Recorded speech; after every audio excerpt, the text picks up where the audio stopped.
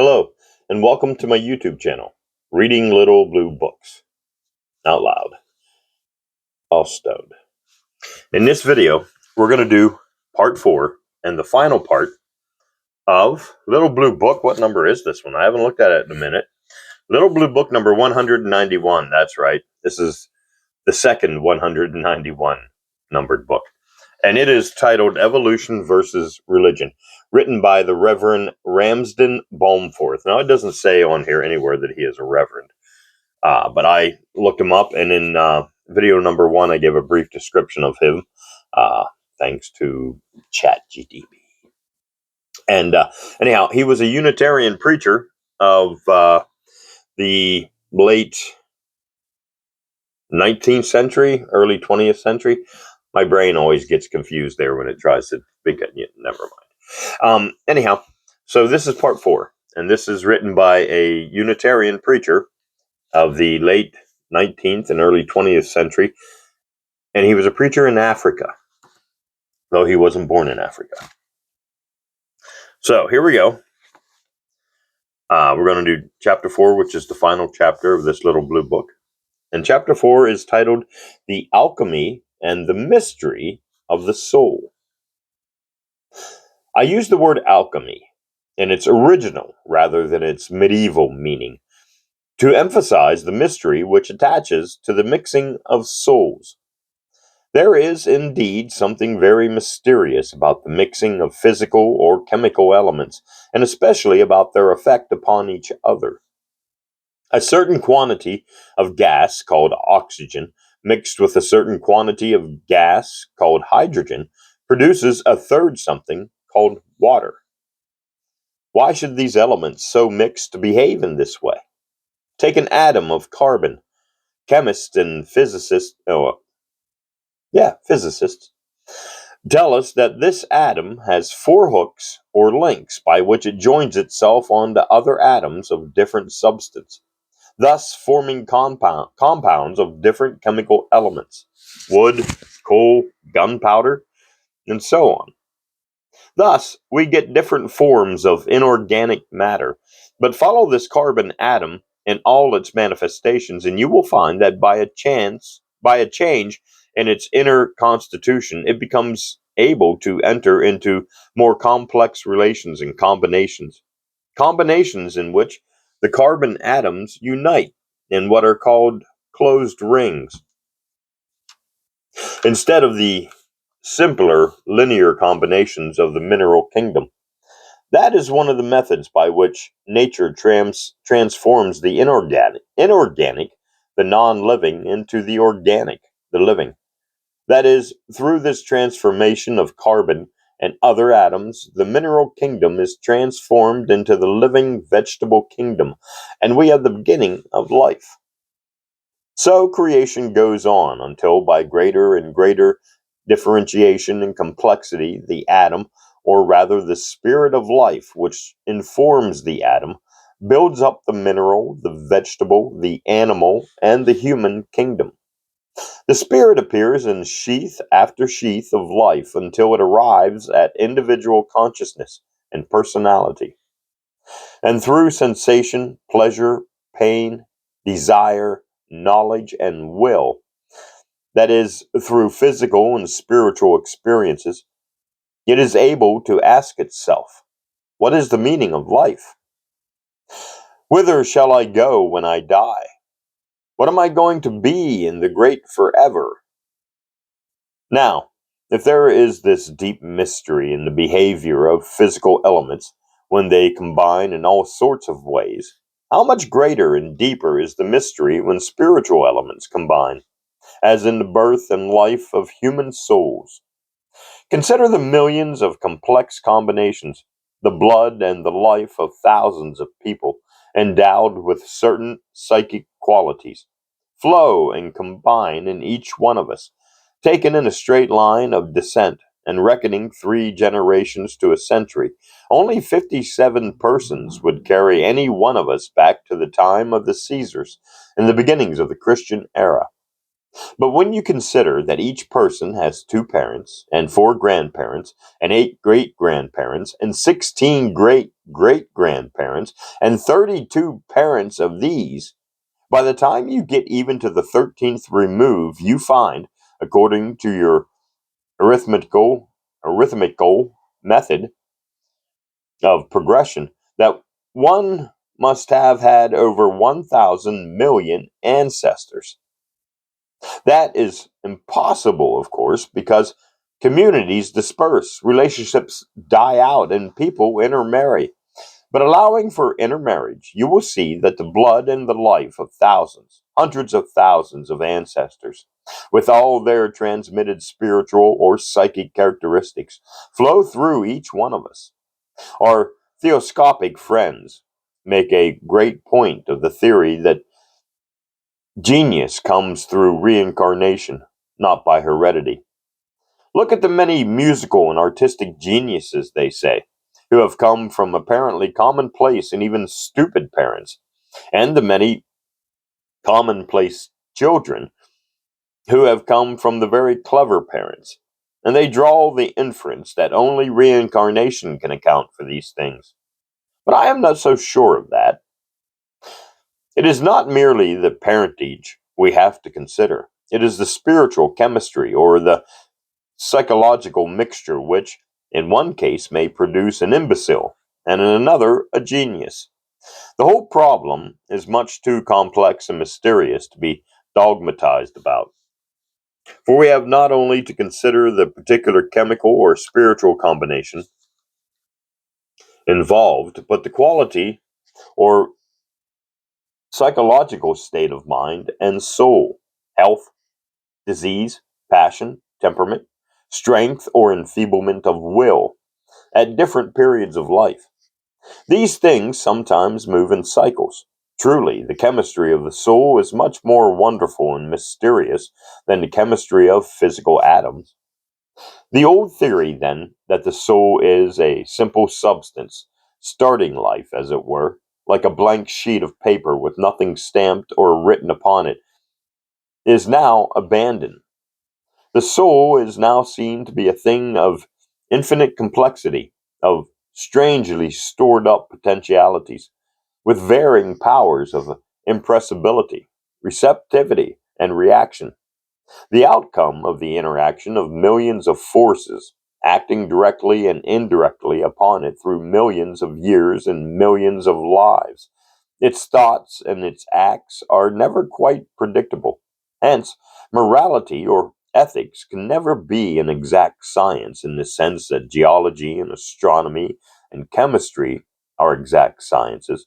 There must always be something left over, some unexplored region in which faith and hope and imagination and spiritual insight and will can have free play.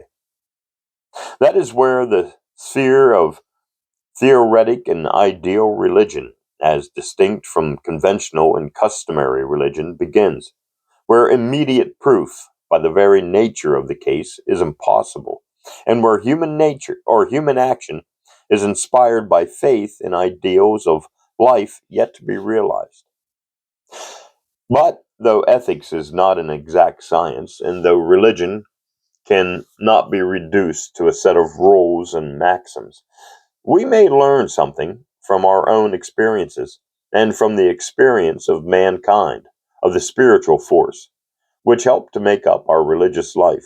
The elemental forces of love and hate, hope and fear, imagination and will, go to the very roots of our moral being.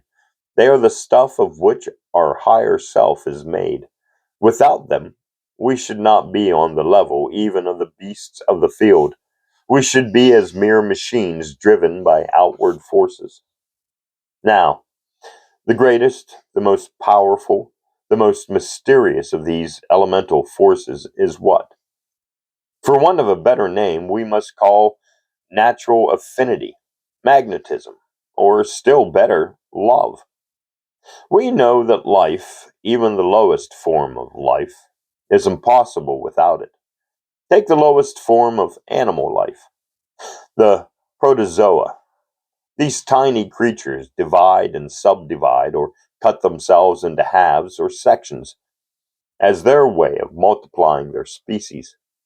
There, as we have seen, are the beginnings of self-sacrifice. Biology tells the same story all through its wonderful chapters. Wherever life is found, even in every species of plant life, from the tenderest grass blade to the giant oak, this subtle magnetic attraction is a necessary condition of existence. No wonder that men have come to look upon this strange elemental force as a manifestation of divine power. In one sense, indeed, it is divine, but though an outcome, yeah, though an outcome of the spiritual energy which lies behind nature, it is really, in many of its earthly manifestations, gross, blind, untamed, and impure. I'm going to pause there for a little hydration. As always, this hydration break brought to you by my friend Maddie.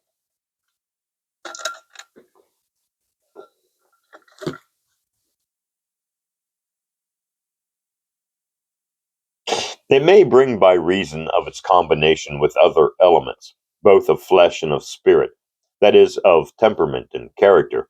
It may bring, unless controlled, disaster both to the individual and to society. Only in its highest and purest manifestations, or in its struggies. It must be struggles, but the L is missing. Or in its struggles towards perfection, can it be said to be divine, just as the material element called gold, in its original state, is mingled with baser material, with sand and rubble and rock or ore. So love in our earthly life is always mingled with baser elements of character.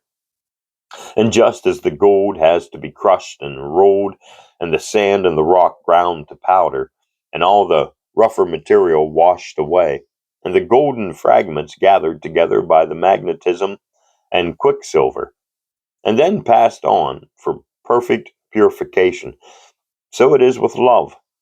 Very often, indeed, the human heart has to be broken and crushed and purified by suffering and remorse ere it can be cleansed of its baser elements of hate and selfishness and thoughtlessness and uncontrolled passion. Who are these which are arrayed in white robes? Asked the seer to Patmos. These are they who have come out of great tribulation and washed their robes and made them white in the blood of the Lamb. There are some who actually give a literal meaning to these words and imagine that a purely intellectual belief in the saving efficacy of Christ's sacrifice on the cross will make them clean and perfect and pure forever. But the moment we get a truer and higher conception of spiritual life as revealed by evolution, a conception of the Christ spirit of love at its highest, we see how false and unavailing that is.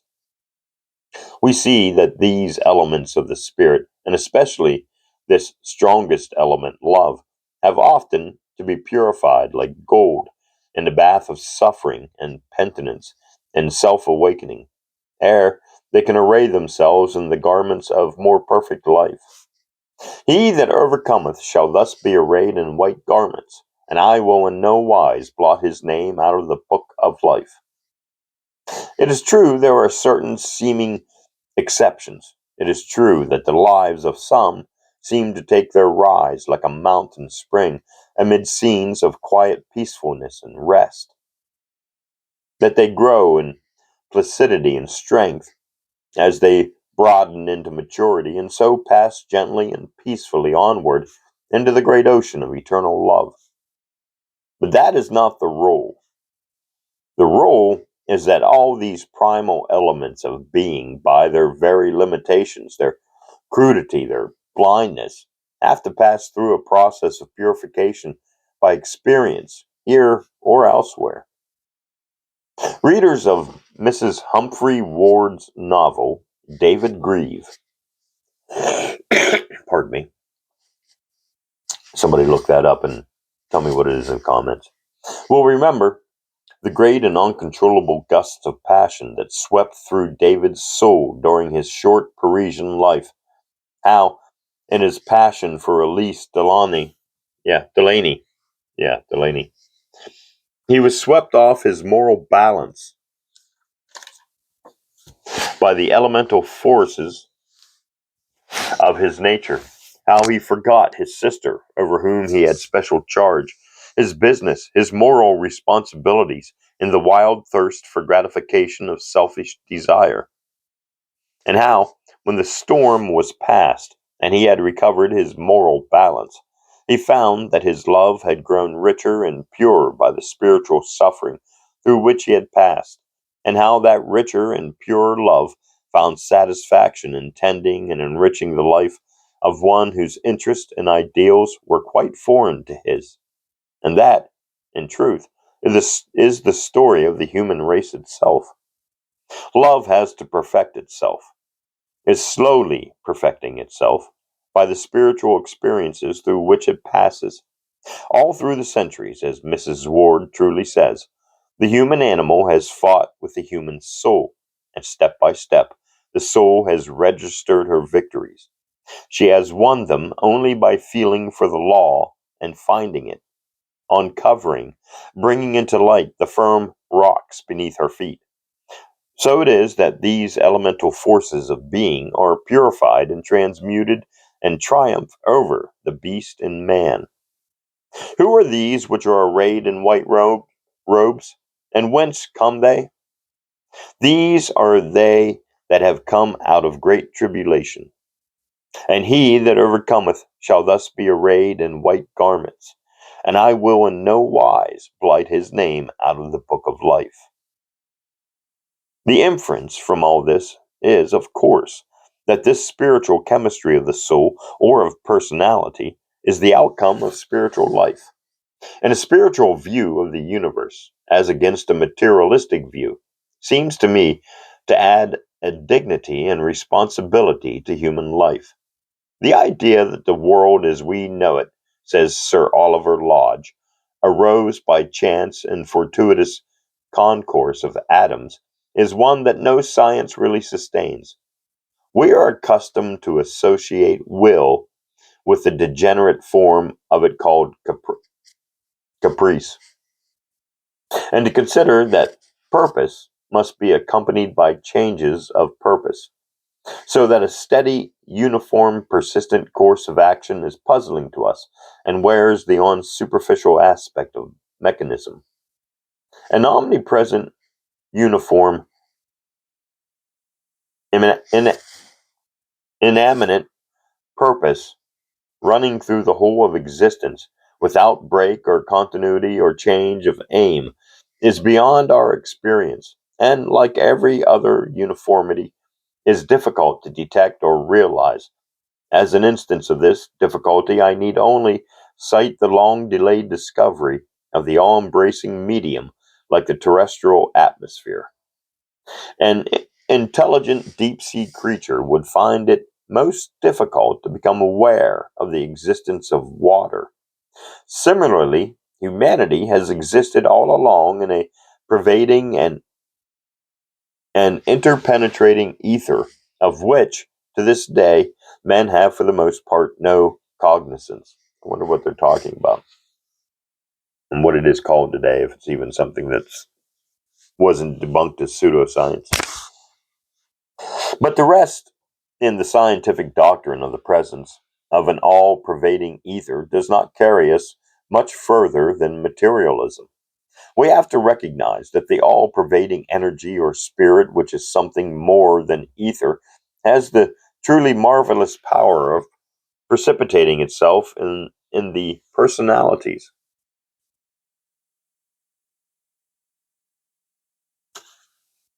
which of course would seem to imply that it possesses all the powers and attributes of personality. Oh, hydrate.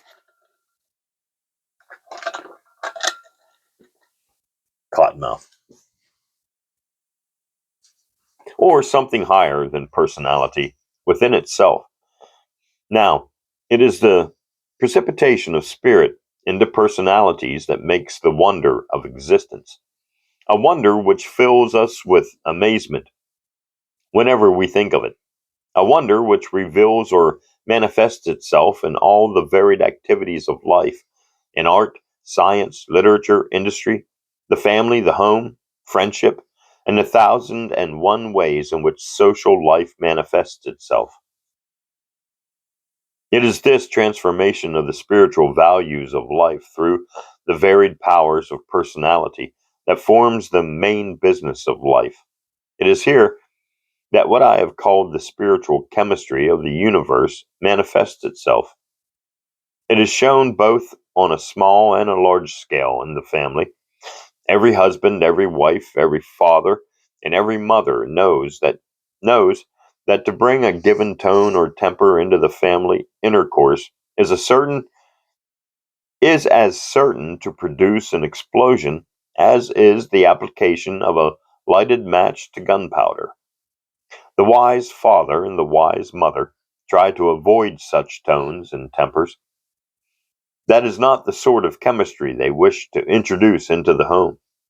The highest kind of spiritual chemistry is that which, knowing the various qualities of souls, tries to get the best out of them.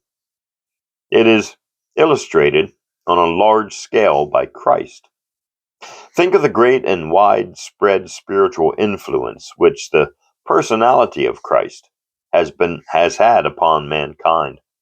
Only the contrast between perfect rectitude and our own distorted lives can awaken us to the perception of our shortcomings and imperfections. So Christ acted upon men. His personality brought to bear on other personalities, produced a new spirit, a new feeling in the world, a deeper tenderness, a richer and a wider love. Boy, those some rose-colored glasses from which he views his religion. A deeper tenderness, a richer and wider love. The whole story of morality and religion is the story of the action and reaction of these spiritual laws and forces in the world of souls, a new and purer product being obtained. As Mr. James Beerley, in his suggestive little book, The Chemistry of Souls, says, by the combination of original qualities with a special personal influence entering into our life.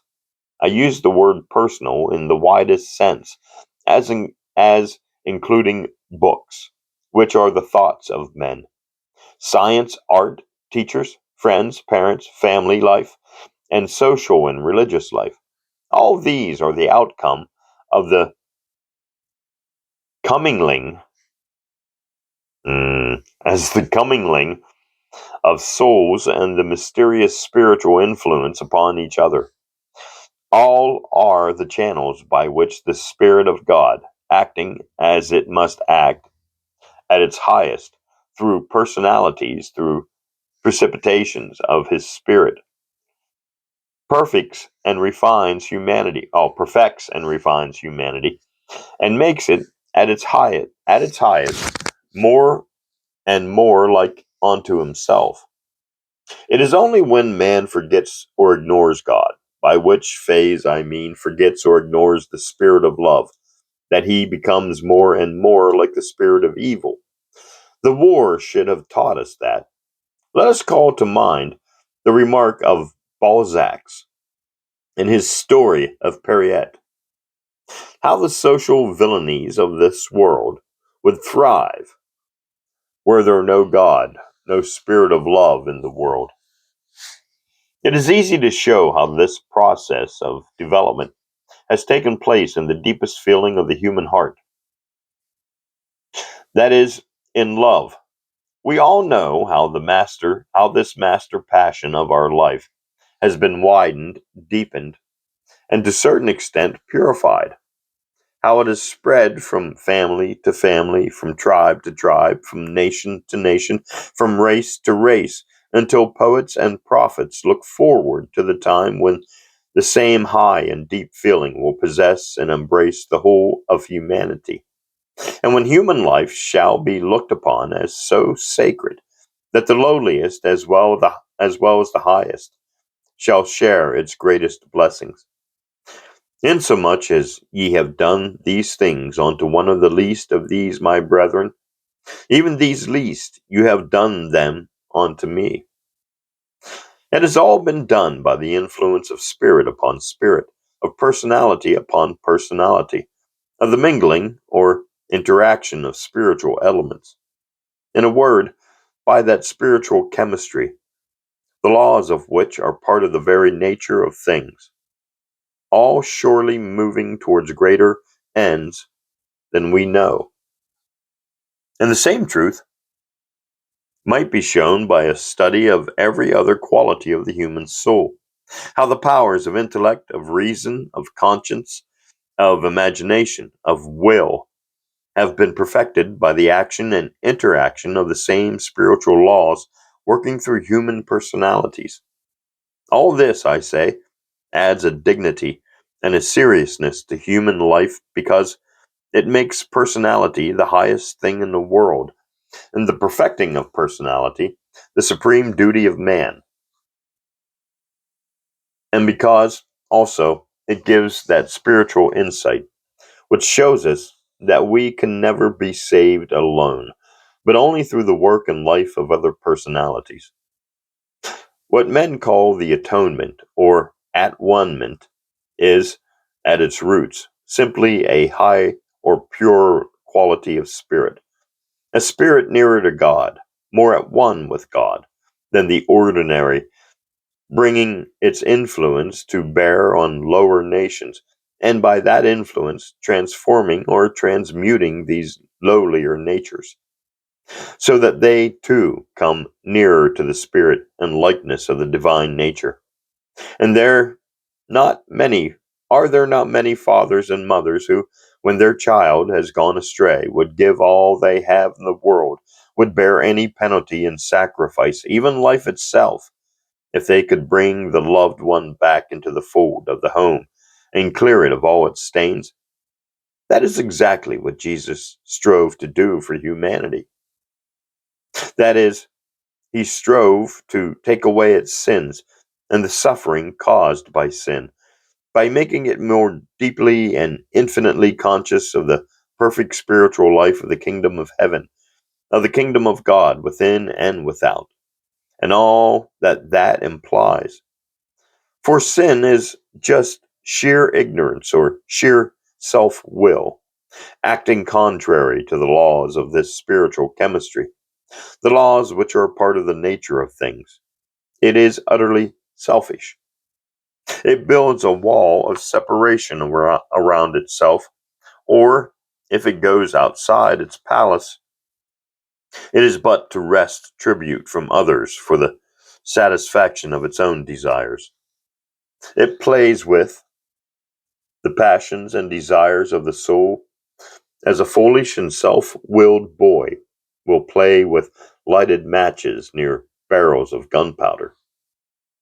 Only when some other spiritual quality enters into its heart, only when love breaks down its palace walls and shows to it the life which is life indeed, as contrasted with the foulness of the realm of evil, only then does the transmutation of the spiritual elements take place in the heart and mind, often through much suffering, and fit the soul for diviner life. Wow. Cottonmouth kids.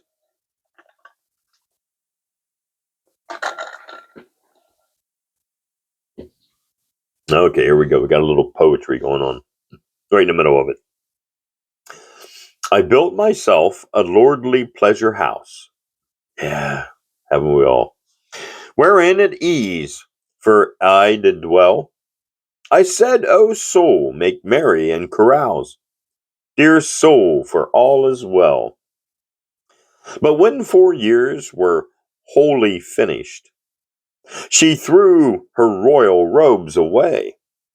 Make me a cottage in the vale, she said, where I may mourn and pray.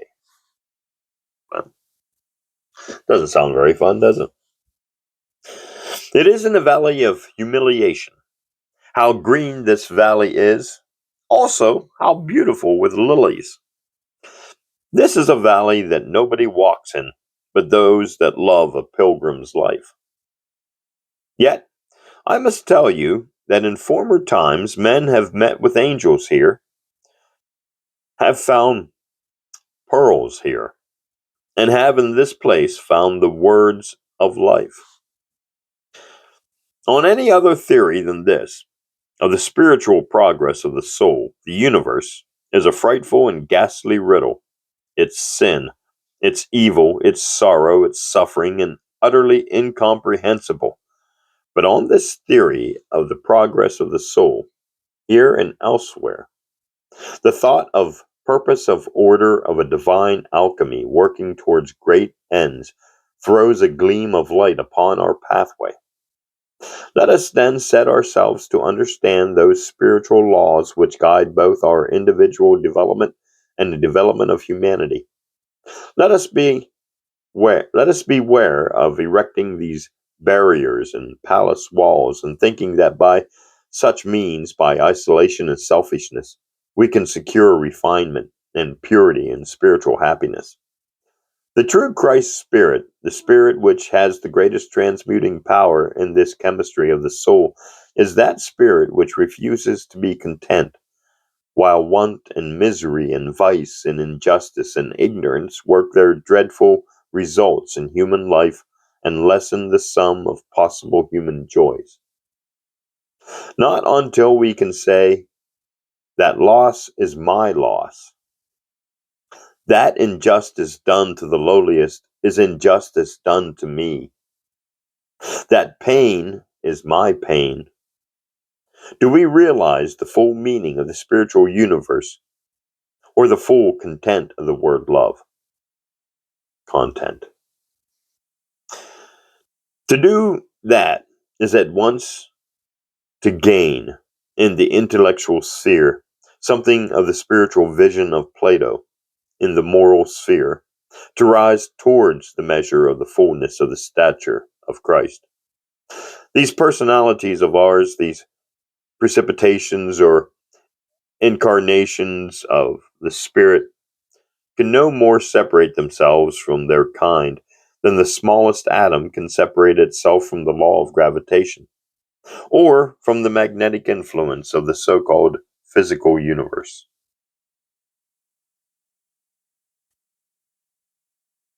This view of the spiritual universe makes us at once agnostic and Gnostic. It fills us with a deep reverence and humility, and yet with a boundless faith. Reverence and humility before the majestic wisdom and order of the outward universe, the very sight of which makes us conscious of our deep ignorance, and a boundless faith because of the vast possibilities which lie within and before us. It was a saying of the famous French woman that if men knew all, they would forgive all. I am not quite sure that that is true, for it seems to imply a fatalistic view of the universe. But at any rate, the saying brings before us the undreamed of possibilities of life, the infinite deeps of personality, the unnumbered and incalculable forces, unnumbered and incalculable both in quantity and character, which both make and play upon the stock of inward quality of spirit, with which our limited natures began their ascent to supreme love. What we may become need not much concern us so long as we diligently observe the laws of spiritual being. It is the possibility of becoming which brings a new music into our hearts and lifts us above the sad-eyed despair of pessimism and materialism. That is the end of Little Blue Book number 191, the second 191, titled Evolution versus Dogma, written by the Reverend Randolph Balmforth. Thanks for listening, and join me in the next Little Blue Book.